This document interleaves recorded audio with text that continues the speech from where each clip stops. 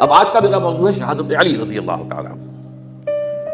اصل میں حضرت علی رضی اللہ تعالیٰ عنہ کی شہادت بھی اسی الفتنۃ الکبریٰ کا تسلسل ہے۔ وہ جو عبداللہ ابن سبا کا پیدا کردہ عظیم ترین فتنہ تھا، اسی کا ایک نتیجہ حضرت علی کی شہادت بھی ہے، لیکن وہ بات ذرا تفصیل سے سمجھ لیجیے۔ اور اس کے لیے میں ممنون احسان ہوں، حال ہی میں ایک کتاب چھپی ہے، ڈاکٹر سید رضوان علی ندوی، وہ محقق ہیں تاریخ کے، انہوں نے بڑی تاریخی تحقیق کے بعد جو باتیں بیان کی ہیں وہ میں آپ کے سامنے رکھ رہا ہوں۔ عرب میں جنوب مغرب کی کونے میں جہاں یہ یمن بھی آباد ہے، اس کے اوپر نجران ہے، اسی علاقے میں یمامہ کا علاقہ کہلاتا ہے۔ یہاں ایک قبیلہ آباد تھا، بنو تمیم۔ یہ جو لوگ تھے بڑے کرخت مزاج، جنگجو، اکھڑ، ضدی، اور جس بات کو ایک دفعہ مان لے اس پر اڑ جانے والے اور مر مٹنے والے۔ یہیں سے فتنہ پہلا اٹھا تھا، سب سے بڑا جو نئے جھوٹے نبی کھڑے ہوئے تھے ان میں سب سے بڑا تو مسلمہ کذاب تھا، یہی تو علاقہ تھا۔ اور اس کے خلاف اس فتنے کی سرکوبی میں کتنے صحابہ، 1200 صحابہ ایک جنگ کے اندر شہید ہوئے، جن میں 500 جو ہیں وہ حفاظ تھے رضی اللہ تعالیٰ عنہ۔ تو یہ لوگ یہ تھے بڑے زوردار تھے۔ اس قبیلے کے بارے میں حضرت عمر رضی اللہ تعالیٰ عنہ نے ایک بڑی عظیم حکمت عملی اختیار کی، ان کو وہاں سے اکھاڑ کر اور ایران کی سرحدوں پر آباد کر دیا، اب جہاں پر جہاد ہو رہا تھا، تاکہ ان کے اندر بھی یہ جنگجوئی ہے یہ اب اس مقصد کے لیے استعمال ہو، اب وہ دارالاسلام کی توسیع کے مقصد کے لیے استعمال ہو۔ اور وہ ہوئی، حضرت عمر نے 2 چھاؤنیاں بنائی رضی اللہ تعالیٰ، کوفہ اور بصرہ، کیونکہ ظاہر بات ہے کہ اب جو اسلام کا دائرہ پھیل رہا تھا اور اسلامی حکومت پھیل رہی تھی، اور زیادہ تر جو ہے مشرق کی طرف پھیل رہی تھی، ایران اور خراسان وغیرہ، تو مدینے سے اس کا کنٹرول اتنا آسان نہیں تھا، فاصلہ تھا، تو چھاونیاں بنائی تاکہ یہ اس سرحد کے اوپر یہ موجودہ مرکز رہے، یہاں فوجیں موجود رہیں، کہیں کوئی بغاوت ہو تو اس کو کچلنے کے لیے وہ قوت فوری طور پر دستیاب ہو سکے۔ یہ لوگ ہیں کہ جو عبداللہ ابن سبا کی فتنے سے سب سے زیادہ متاثر ہوئے۔ ان کی مزاج میں وہ کجی تو تھی نا، حضرت عمر بھی ان کا جو ایک مضبوط کنٹرول تھا انہیں دبائے رکھا ہے، اور ان کا رخ جو ہے ایک دوسری طرف موڑ کر اس سے اسلام کو فائدہ پہنچایا۔ لیکن اس کے بعد جب فتنہ جو آیا یہ عبداللہ ابن سبا، تو سب سے بڑھ کر یہی لوگ اس کے ماننے والے، اور انہی میں سے وہ لوگ تھے جنہوں نے جانیں بھی دے دی ہیں، جنہیں حضرت علی نے زندہ جلایا ہے، اس لیے کہ وہ کہتے تھے کہ علی خدا ہے۔ اے علی تم خدا ہو، تم ہمیں آگ میں جلا رہے ہو، یہ تو تم ہمارا امتحان لے رہے ہو۔ وَلَنَبْلُوَنَّكُمْ بِشَيْءٍ مِّنَ الْخَوْفِ وَالْجُوعِ وَنَقْصٍ مِّنَ الْأَمْوَالِ وَالْأَنفُسِ وَالثَّمَرَاتِ۔ اب وہ اس آیت کو اپنے اوپر منطبق کر لو۔ تو یہ جو کرخت لوگ تھے، انہوں نے در حقیقت جو ہے عبداللہ ابن سبا کے کردار میں سب سے بڑا رول پلے کیا، اور انہی کے ہاتھوں حضرت عثمان شہید ہوئے رضی اللہ تعالیٰ۔ اور اس کے بعد انہوں نے حضرت علی رضی اللہ تعالیٰ عنہ کو اپنے گھیرے میں لے لیا، کیونکہ انہی کی کثیر تعداد موجود تھی مدینے میں جب حضرت عثمان شہید ہوئے۔ اس کے بعد اب ظاہر بات ہے کہ کوئی نہ کوئی تو خلیفہ ہونا چاہیے تھا۔ حضرت طلحہ سے کہا گیا انہوں نے معذرت کر لی، حضرت زبیر سے کہا گیا انہوں نے معذرت کر لی۔ اب ظاہر بات ہے کہ حضرت علی آخر امت کو چھوڑا تو نہیں جا سکتا تھا بغیر امام کے، انہوں نے قبول کر لی، اگرچہ حضرت حسن روکتے رہے کہ ابا جان یہ ان لوگوں کی بیعت جو ہے آپ قبول نہ کیجیے۔ حضرت حسن تو ان میں سے جو حضرت عثمان کے دروازے پر کھڑے تھے پہرے دار کی حیثیت سے، حسن اور حسین رضی اللہ تعالیٰ عنہ، انہیں تو معلوم تھا فتنہ جو کون لوگ ہیں۔ اس کے بعد حضرت علی رضی اللہ تعالیٰ عنہ نے اسی حکمت سے، جس حکمت کے تحت حضرت عمر نے یہ چھاونیاں آباد کی تھی، دارالخلافہ بھی مدینے سے کوفہ منتقل کر دیا تاکہ پورے عالم اسلام کو کنٹرول کیا جا سکے مرکز کے ساتھ۔ اس کا نتیجہ یہ نکلا کہ اب گویا کہ حضرت علی کے گرد ان لوگوں کا گھیراؤ مکمل، کوفے میں یہی تو آباد تھے، کوفی یہی تو تھے، حضرت عمر نے انہیں لا کے یہاں آباد کیا تھا۔ جب حضرت علی نے کوفے کو اپنا دارالخلافہ قرار دیا تو گویا کہ ان کا پھر عمل دخل بہت بڑھ گیا۔ ایک طریقے سے یہ کہا جا سکتا ہے کہ انہوں نے اب حضرت علی رضی اللہ تعالیٰ عنہ کو اپنے محاصرے میں لے لیا۔ چنانچہ جنگ جمل کے موقع پر یہ ہوا ہے کہ صلح ہو گئی تھی، حضرت عائشہ رضی اللہ تعالیٰ عنہ کے جو نمائندے تھے اور ادھر سے حضرت علی، صلح ہو گئی تھی، طے ہو گیا تھا کہ ہاں قاتلین عثمان کو جو ہے ان کو سزا دی جائے گی، قصاص دیا جائے گا حضرت عثمان کے قتل کا۔ لیکن ان لوگوں نے 10,000 آدمی کھڑے ہو گئے کوفے کے اندر، ہم سب قاتل ہیں عثمان کے، لوگ قصاص ان سے اگر لے سکتے ہو۔ اس کے نتیجے میں، اور انہوں نے جنگ شروع کر دی. اور جب جنگ شروع ہو جائے تو پھر اس کے بعد تو کوئی نہیں دیکھ سکتا کیوں شروع ہوئی، کیسے شروع ہوئی، کس نے شروع کی. اب تو یا مارو یا مرو، دو ہی باتیں ہوتی ہیں. 10,000 مسلمان ایک رات میں شہید ہوئے جنگ جمل.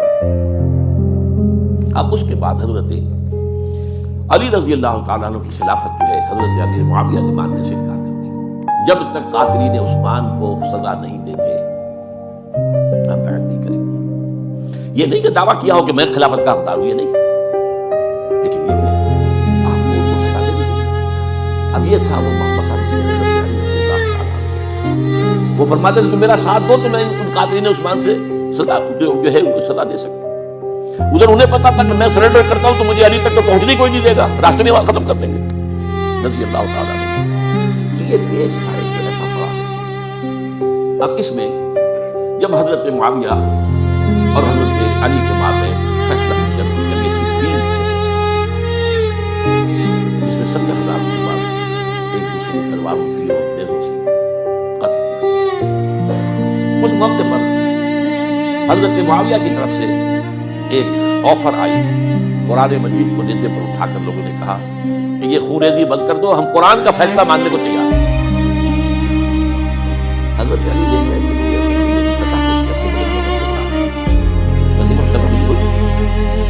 لیکن یہ جو طبقہ تھا یہ جو ان کا نہیں بڑی چیز بات کر رہے ہیں یہ ان کی بات جب بند انہوں نے ہی بند یہی لوگ تھے جنہوں نے مجبور کیا حضرت علی کو جو تحکیم کرنا.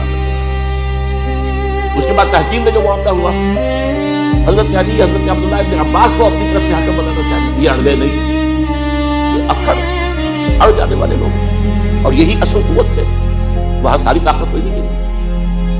تو انہوں نے ابو موسیٰ شریف کو اپنی طرف سے وہ بہت نرم کی بات جنہیں برابر بارہ جو بھی بات طے ہوئی تاریخ کی روایتوں میں اختلاف ہو سکتا ہے. کہا یہ جاتا ہے کہ طے تو یہ ہوا تھا حاکمین کے مابین، ادھر سے ابو موسیٰ شریف ادھر سے عمرو بن العاص رضی اللہ تعالیٰ عنہ، کہ آپ اپنے جو کلائنٹ ہیں حضرت علی آپ انہیں معلوم کر دیجئے، میں معاویہ کو معلوم کر دیتا ہوں، پھر جو ہے مسلمان فیصلہ کریں گے کسی وقت عبادت. انہوں نے کھڑے ہو کے کہہ دیا میں علی کو معلوم کرتا ہوں، اور عمرو بن العاص نے کہا کہ میں معاویہ کو قائم کرتا ہوں. اب یہ ہے روایت واللہ اعلم، اس میں کتنا سچ ہے کتنا جھوٹ ہے. میں کوئی مورخ نہیں ہوں، میں کوئی تاریخ کا محقق نہیں. اس کے بعد جو ہے اب یہ لوگ کہا کہ مانیے تحقیق، اور جب انہوں نے حضرت علی نے اس تحقیق کے فیصلے کو ماننے سے انکار کیا باقی حضرت علی کو کافر قرار دیا اور جا کر ایک جگہ پر حرورا ایک جگہ تھی وہاں پر جا کے جمع ہو گئے، جتھا بندی کی بہت بڑی طاقت پر وہاں کر. انہوں نے طے کیا کہ علی بھی کافر ہو گیا، معاویہ بھی کافر ہو گیا، عمرو بن العاص بھی کافر ہو گئے، سب کافر. حضرت علی کی طرف سے ایک گئے سفیر ان سے بات کرنے کے لیے، تو انہوں نے کہا تم ہی نے تو کہا تھا کہ تحکیم کو تسلیم کرو، کہ ہاں ہم نے گناہ کیا تھا، کفر کیا تھا، ہم توبہ کی ہم نے. اگر علی بھی مان لے کہ میں نے مان کر کفر کیا تھا اب میں توبہ کرتا ہوں تو ہم ان کی بات مان لیں. اب حضرت علی اس طرح تحقیق کیسے بول رہے ہیں؟ کوئی کفر نہیں کیا. ہمارا انہوں نے پھر بھی نرمی برتی کہ دیکھو اگر تم کوئی خونریزی نہیں کرو گے، فساد نہیں مچاؤ گے، بند میں کچھ نہیں کرو گے. لیکن وہ اپنی شرارتوں سے بات نہیں آئے. پھر تیسری جو بڑی جنگ تھی ان جنگوں میں جنگ نہروان کہلاتی ہے، حضرت علی کی جنگ خوارج کے ساتھ، جس میں 4,000 خالدی کی جنگ. اور یہ بات اب آپ کو کرنی ہے کہ یہ لوگ مجھے سکتے کھڑ بھی تھے لیکن اپنی بات پر ڈٹ جانے والے تھے، لیکن ساتھ ہی دیندار بھی تھے، نمازی اور دیندار بھی تھے. یہ اس طرح کے لوگ نہیں تھے جو فاسق اور فاجر. بس یہ مزاج کا ایک ہے جس بات کو بعد میں بیٹھ گئی اڑ گئے.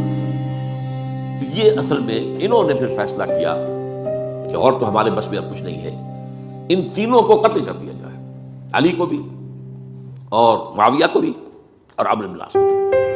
تو ایک جگہ ان کی سازش ہوئی، 3 آدمی معین ہو گئے، ایک ہی وقت کا طے فیصلہ ہو گیا فلاں تاریخ کو فجر کے وقت تم جاؤ، وہ تم کوفے کی جامع مسجد میں جب علی نماز جماعت کرا رہے ہو خنجر میں مارو انہیں. اور یہ اس کا نام ابن ملجم تھا خارجی، یہ وہی لوگ بنو تمیم کے لوگ. دوسرا جو تھا وہ دمشق میں حضرت معاویہ کو قتل کرنے شہید کرنے کے لیے پہنچ. تیسرا مصر پہنچ گیا حضرت عمرو بن العاص.